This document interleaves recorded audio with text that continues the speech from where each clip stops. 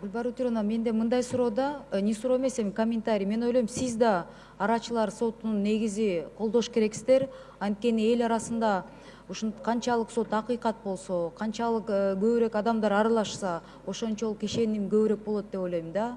Анткени бул батыштын практикасы деп же башка чет өлкөлөрдүн практикасы, бизде жарандарыбыздын саны аз, бул система бизде иштебейт дегенден мен алысмын. Элдерибизге ишеним бериш керек. Мен ойлойм, канчалык жарандар аралашса, канчалык мондай башка бирөөлөрдүн тагдырына мен кошумча кошом деп кадимкидей ошого күбө болсо процесстерге, ошончолук акыйкаттык соттор чыгарган чечимдердин акыйкаттыгы бар экенине ишенип, ошончолук деңгээлде мындай эл арасында да аброй көтөрүлөт да сот системасынын.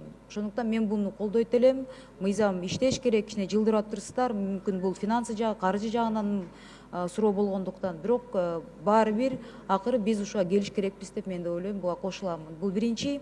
Экинчи, мен сизге бере турган бир суроо, акыркы убакыттарда ишкерлердин ортосунда, мына буну мен 4 жыл мурда да көтөргөм. Алмазбек Шаршеновичтин убагында дагы, башка ошондо башка премьер-министрлердин убагында дагы, Жогорку кеңеш, Верховный суттун өкүлдөрүнө азыр да сизден сурайм.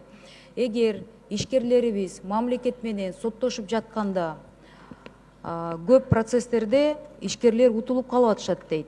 Анан бир негласный правило бар дейт да. Соттордун чечимдери, особенно бюджет жагынан, каражат жагынан келгенде, мамлекет тарапка чечилип калып атат деген эме бар да, сөздөр болуп атат. Ошол канчалык чындыкка турат? Менин убактымды токтотуп коюңуздар да. Эми биринчи ошо калбот элек айтып кеттиңиз. Мен айтып атам, сиздер мыйзам чыгаруучу орган. Биз ошо жылдырууну эле суранып атканбыз. Практика өзү кийин көрсөтөт, бирок элдер ошо сот адилеттүүлүгүн ашырууга катышыш керек деп биз дагы ошону колдойбуз. Конституцияда ал турат беренеде. Анан экинчи маселе боюнча мен айта албайм. Эгерде конкреттүү иш болсо, мүмкүн утулган тараптар деле бар. Утулган тарап сөзсүз тияка тартты, бияка тартты дейт. Биздин ошо бийликтин өзгөчөлүгү, сот бийликтин өзгөчөлүгү. Ошо бир тарап наразы калып атат. Анан наразы калганда ар кайсы жүйөлөрдү келтире берет. Негизи мындай негласный правило жок, Жок. Анда менден суранычы, сиз мага ушул жогорку соттун акыркы 2 жылда болгон чечимдердин проценттүү түрдө мага статистиканы берип коесуздарбы? Канчасы мамлекет тарабынан чечилди, канчасы ишкерлер тарабынан чечилип калды деп. Ошондой статистика жүргүзүлөт менин билишимче. Юридикалык жактардан ишкерлер же жанагы жеке ишкерлерби? Кошумча 10 секунд.